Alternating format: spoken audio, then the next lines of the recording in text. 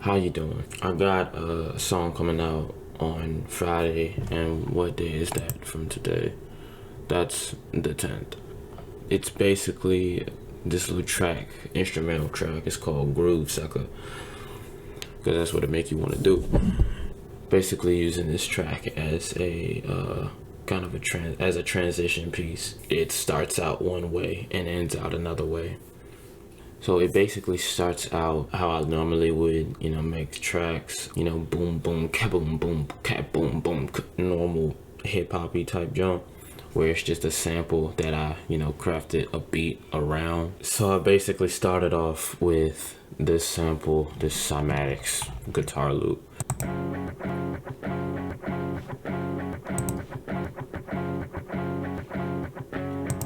So I'm gonna EQ it now.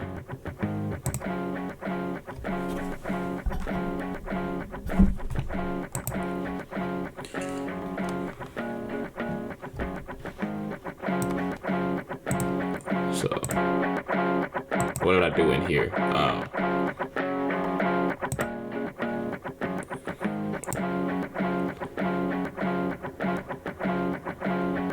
See all my settings. And then made it. And then here's what I did for this.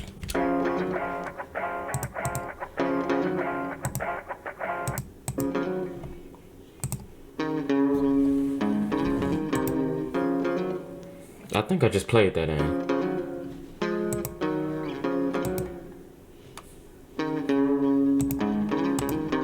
You got Dragonfly Hall reverb here, and then you got Dragonfly Hall reverb right here also. If you're not routing tracks through the same effects send, if you're just, putting reverb on things, you should route it to sends. I don't know why I didn't do that here. I think I was just throwing this together. You put the same reverb on stuff, and you don't just put a reverb on something and put the reverb on that, and then you have to get these settings right, and then you do some different settings over here, or they're slightly different. No, you copy and paste the reverb, change the decay to make it sound like it's further in the front or further back in the space, but you copy and paste the reverb because you want it to sound like it's in the same space. That's why you do effects sends. You send the audio of multiple tracks into one send that has the reverb instead of copy and pasting.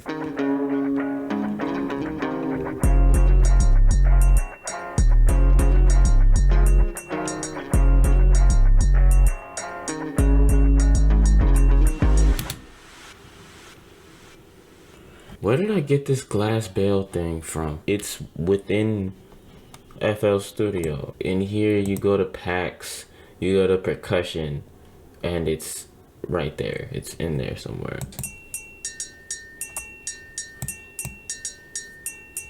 And then what's the 808 doing?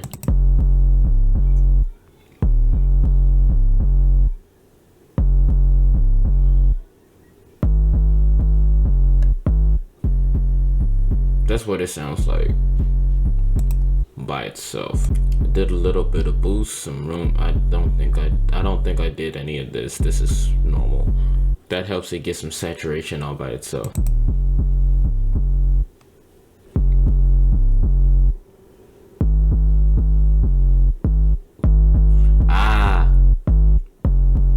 Oh, I sidechained it to the kick. The kick hadn't come in yet.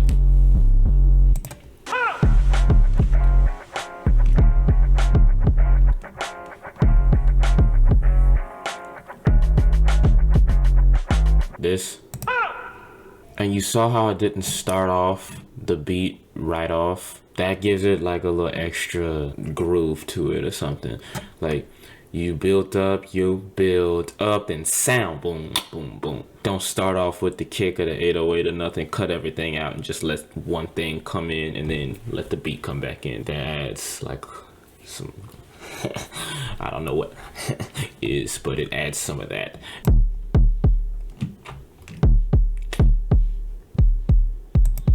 What did I do? I normalized it. And I ain't even boosted. Boosted some fundamental frequencies right here. I think however I did the compressor is adding some extra. Listen to it without the compressor. It's the same velocity. But then the compressor is adding an accent and a ghost note. It's turned into two notes that were equal level into an accent and a ghost note, and that's really cool. In hip hop, I like my kicks to be absolutely disgusting because it sounds like this while it's by itself, but then when you put it in context, it doesn't sound. It sounds like it, you know, just is fitting. And this, I do believe, is just from their pack also, from their snare, from their metal kit. And how did I process this? I just EQ'd it out.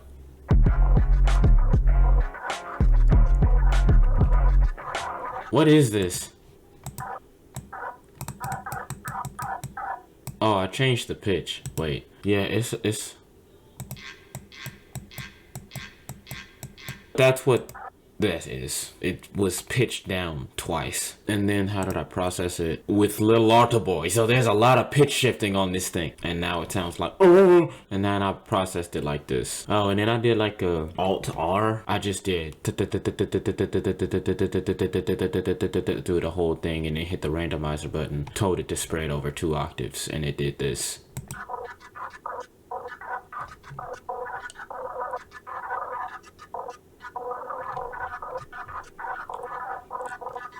This is why there's a change at the end of this, because there's some automation here. So what's happening here? Oh, it's not always done like this. Look. You made it completely mono, and then you are crazily...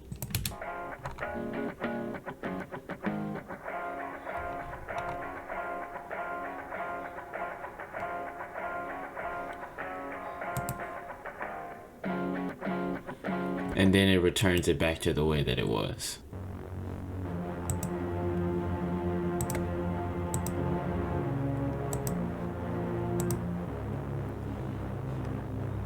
This is vital. Okay, so I just did like a basic shape saw triangle and a sawtooth. The sawtooth is the one that's pitched down. And then I got some unison voices on all of it, because I wanted it to be wide as a mug. I just EQ'd the low end out. And then all strings sustain.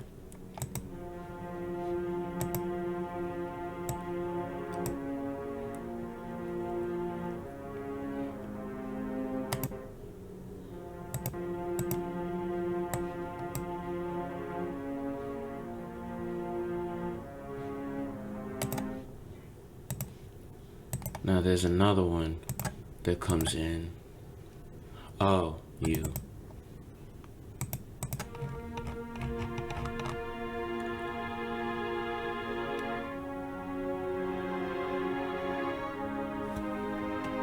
How did I process the tom? This is their thing. This is their toms. Ooh. Oh my gosh. Oh, that's detrimental.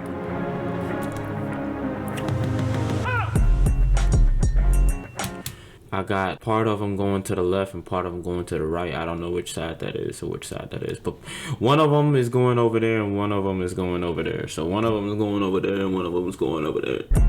Oh, and I added the glass bell into the regular rhythm here. And I spaced out the clean guitar.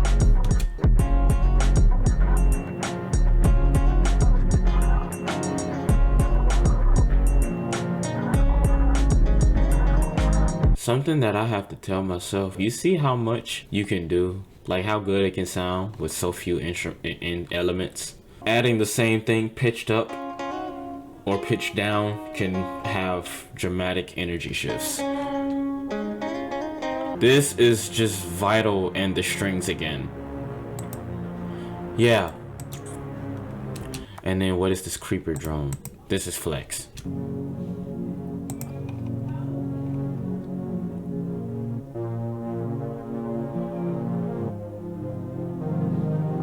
And like to point out that just adding these two elements made this already sounded good.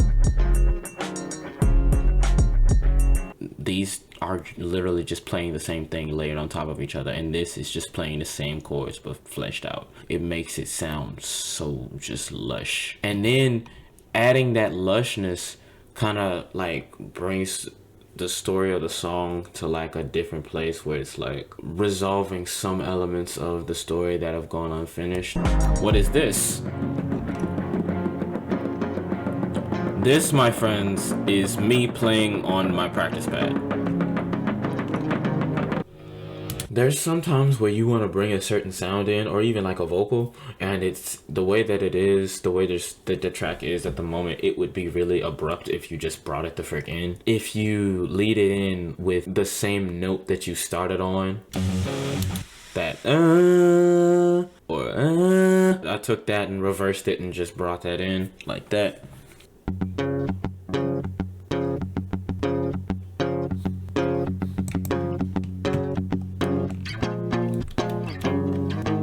Yeah, I was a little bit out of tune, wasn't I?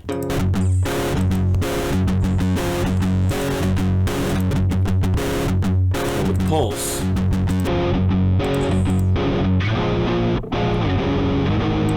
y'all come back.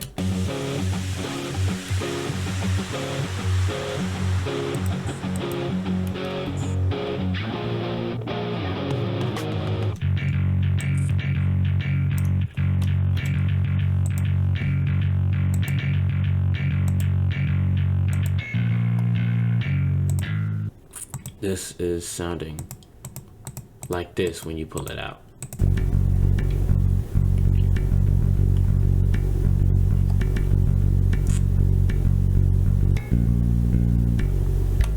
Wanted all that goodness in there and the lowness.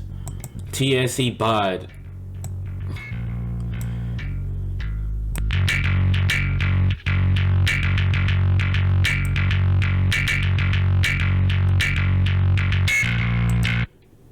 Yeah, that hurts.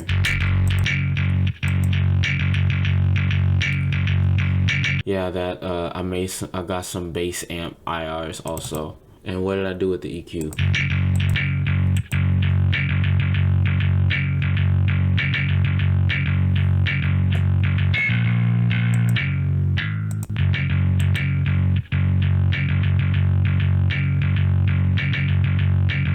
Just made my bass sound like an actual monster.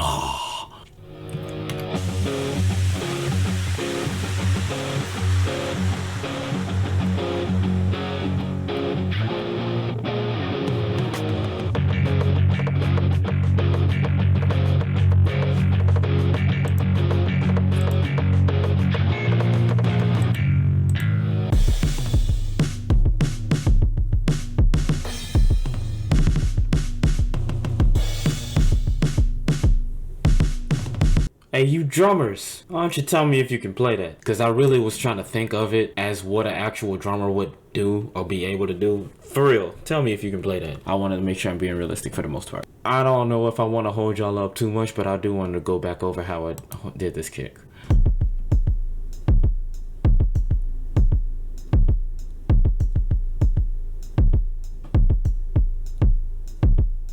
Okay, so the kick rhythm is straightforward enough.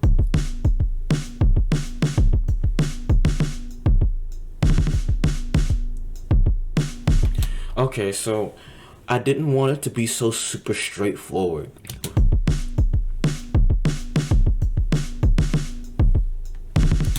See, that's something else that I'll do. I will, in the snare, I will make it hit on a weaker beat and do something on just do something on a weaker beat and then just leave that strong beat open. You know how you have suspended chords? That to me feels like a suspended rhythm waiting to be resolved. I didn't want to reinvent the wheel on, the snare pattern. So I just, copied and pasted and made a couple changes in the second half. In those, I filled in those suspended rhythm areas with the toms.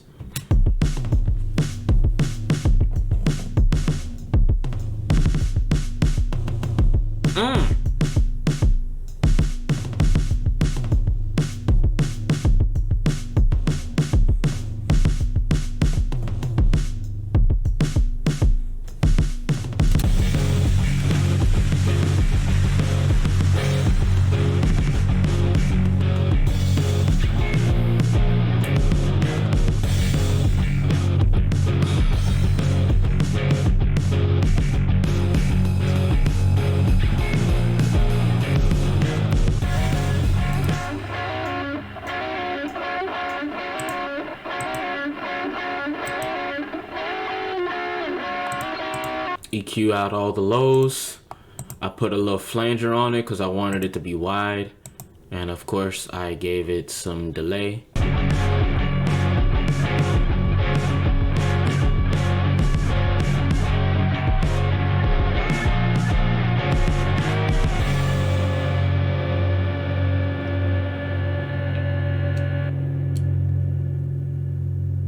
So that's coming out on Friday, on the 10th. It's gonna be in all platforms. This track basically serves as a transition piece of me transitioning from hip hop to rock. This is not me saying that I'm not gonna be producing hip hop anymore. When I come out with an idea for that, I will. I hope that you enjoyed watching, the stream. I hope you enjoyed going with me through my song. Links to the song will be in descriptions when the song is out, when it's released, and this video will be on YouTube, and it will also be on Patreon for the longer, more in-depth stuff. Peace out.